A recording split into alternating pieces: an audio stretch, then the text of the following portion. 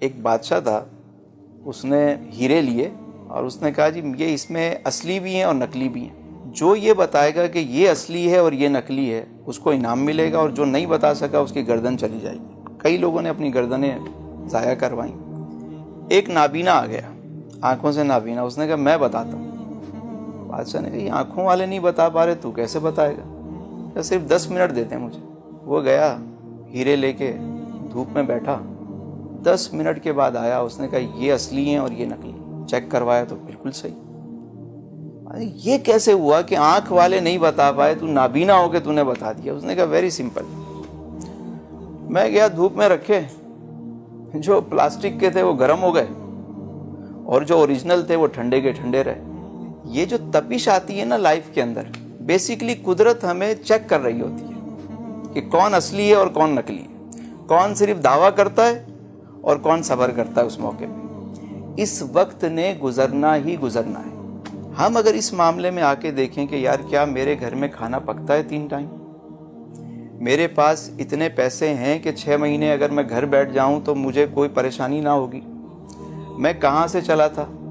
ہم اپنی بات کریں تو ہمارے بچپن میں تو 2 جوڑے جو ہے وہ ہمارے بنتے تھے, ایک بڑی عید پہ اور ایک چھوٹی عید پہ. ایک جوڑی جوتوں کی ملتی تھی, پورا سال وہی کھینچنا پڑتا تھا, خراب ہو گئی تو اس کو سلوا لی.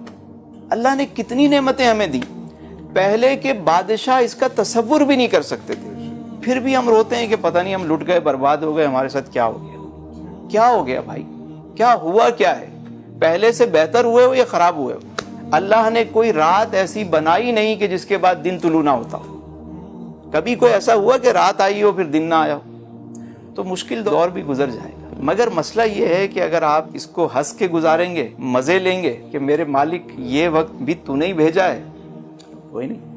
وہ کیا خوبصورت بات ہے کہ چپ رہ سیں تا موتی مل سن, صبر کریں تا ہیرے.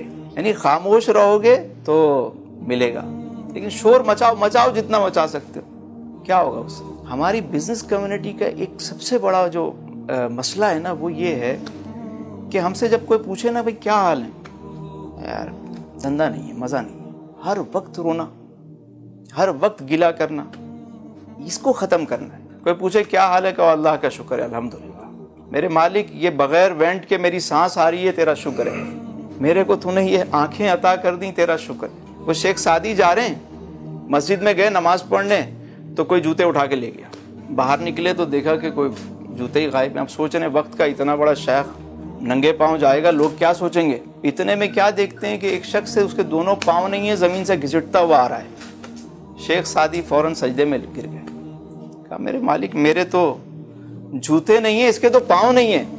تو دنیا کے معاملے میں جب ہم نیچے دیکھیں گے تو ہماری زبان پہ ہر وقت شکر آئے گا, اور جس وقت بندے کی زبان پہ شکر آ گیا, اس نے گلا کرنا چھوڑ دیا زندگی سے, اسی وقت اس کی زندگی میں بہتری آنا شروع ہو جاتی ہے. کہ پریشانی حالات سے نہیں ہوتی, یہ خیالات سے ہوتی. حالات تو سب کے گزر جاتے ہیں, ضرورتیں تو فقیروں کی بھی پوری ہو جاتی ہیں, خواہشات تو بادشاہوں کی بھی پوری نہیں ہوتی. ہم نے اصل میں خواہشات کے انبار بنائے ہوئے. ضرورت ہماری کچھ ہے, ضرورت کے بعد سہولت ہے, سہولت کے بعد آسائش ہے, آسائش کے بعد زیبائش ہے, نمائش ہے. ہم نمائش کو بھی جو ہے نا وہ سمجھتے ہیں کہ یہ بھی ہماری ضرورت ہے. ضرورت نہیں ہے یار. ضرورتیں کیا ہے؟ پینڈیمک میں امیر کی ضرورت بھی وہی تھی, غریب کی بھی وہی تھی, 3 وقت کا کھانا, سکون سے بیٹھنا. اللہ نے بڑی نعمتوں سے الحمدللہ ہمیں نوازا ہے. ہم ایز اے بزنس مین جتنا شکر ادا کریں کم ہے.